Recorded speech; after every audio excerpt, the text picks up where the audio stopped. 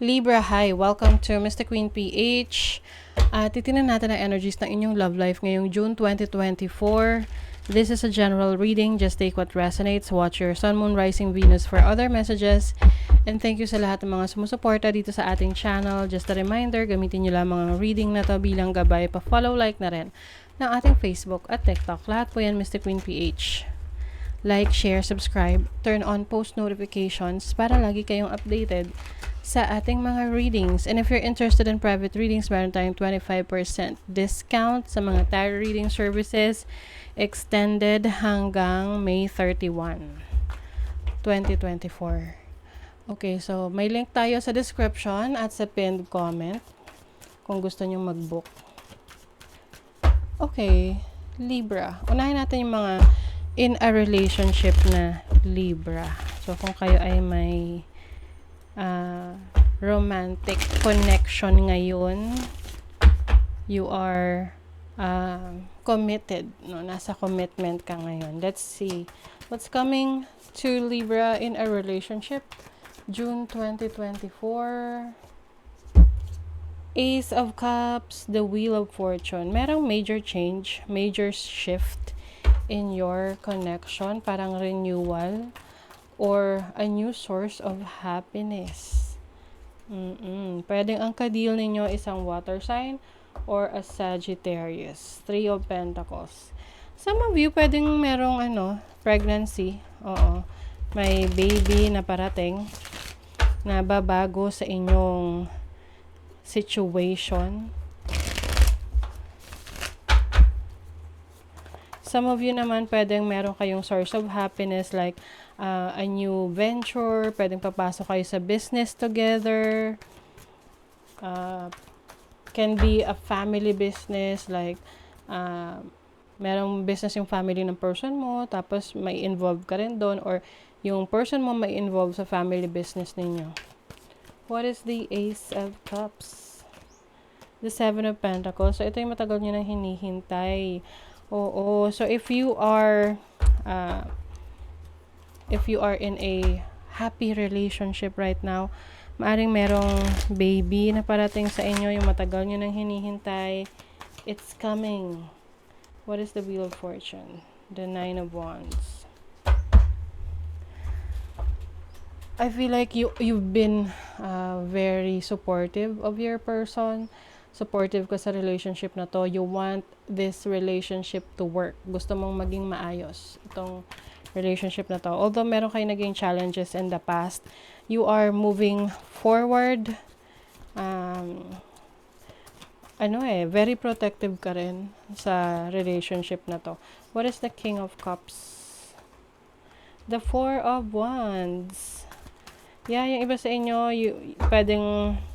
you will acquire a new property, nilipat ng bahay. You also have a celebration together. Pwedeng meron kayong mga attenan ng mga family gatherings, family events. You have the Page of Swords. Learning. I also feel na merong someone might be checking up on you. Pwedeng dati mong kaibigan or someone na naging interested sa'yo before, parang randomly inaalam niya kung ano yung nangyayari sa'yo. If you are, how are you doing, no? Oo, yung iba pwedeng hindi nila alam na may asawa ka na pala or meron ka na palang romantic partner. Tatanong pa natin. Yung iba, meron kayong project together ng person mo. Can be a business project. Young male. Youthful. Pwedeng you are a young couple, no? Bata pa kayo. In your 20s na pumasok sa isang serious relationship. Oh, 'di ba? Home. Yung iba, bibili kayo ng properties together or you're going to move in together. Pwede rin may kasalan dito, no? May kakasalan. Ice King, entrepreneur. So, paaring you are dealing with someone na may pagka-stricto sa relationship or pwedeng energy mo to. Someone na structured pagdating sa relationship. Gusto niya may mga plano, gusto niya ito yung masusunod, ito yung mga, kumbaga ano siya, futuristic. Oo. Let's see, ano yung feelings ng person mo towards you? Ano yung feelings ng person ng mga Libra na in a relationship? My inner child was wounded when my parents couldn't respond to me in the way I needed them to. I am reacting from that wound. I'm trying to connect to you and give you a message. Can you hear me? Okay. So parang ano, yung pagiging strict ng person mo, maaring galing yan sa experience niya nung bata siya. Like, siguro, lumaki siya na stricto yung parents niya, yung ganong klaseng environment na yung merong talagang nasusunod, no? And nakita niya na mas maganda na you both have, or your person has control in this relationship. How about your, ikaw, ano yung feelings mo towards your person?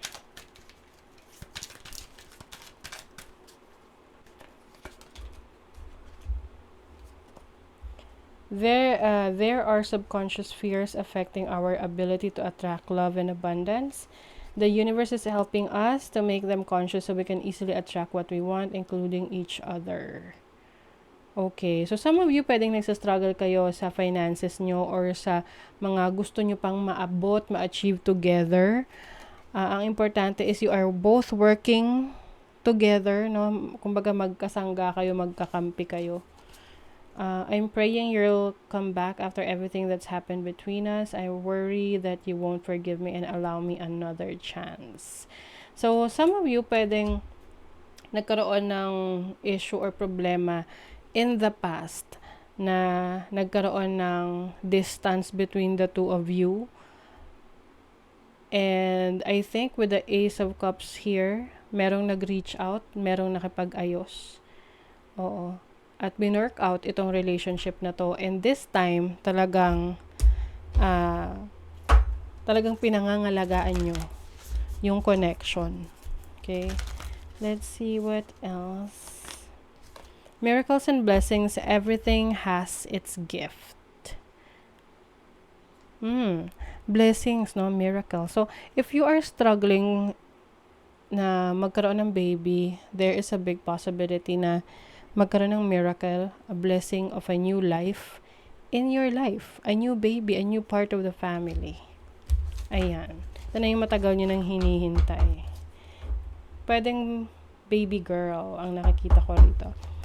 Okay, so that's for in a relationship na Libra. Let's see for singles. Yung mga single. Single na Libra. Love energies, love life ng mga singles na Libra ngayong June 2024. Libra singles, love life 2020, June 2024.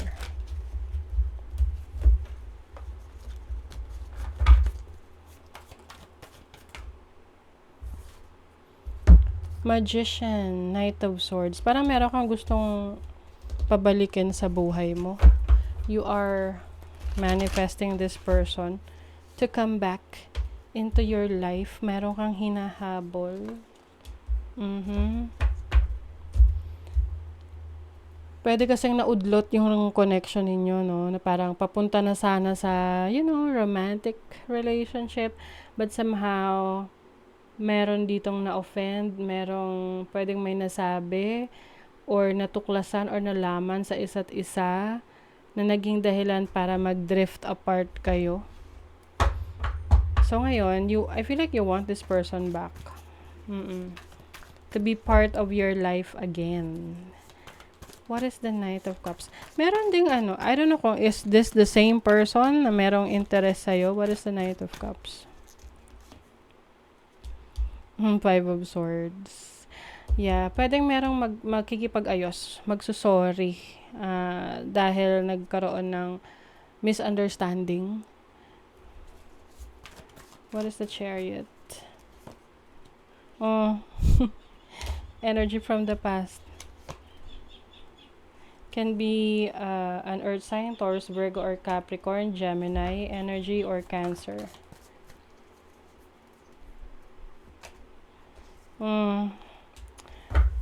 I feel like nagkaroon kayo ng separation or issue, disappointment sa isa't isa.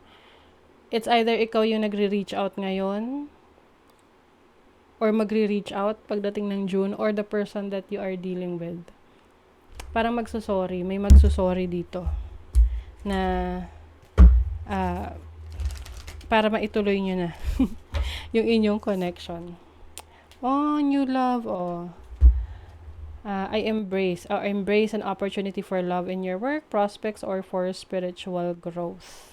So, can be a new relationship coming in. O, yung mga Libra single, ngayong June, merong person na babalik or merong kang aayusin from your past na naudlot. Okay? So, that is your reading, Libra. Thank you so much. Bye!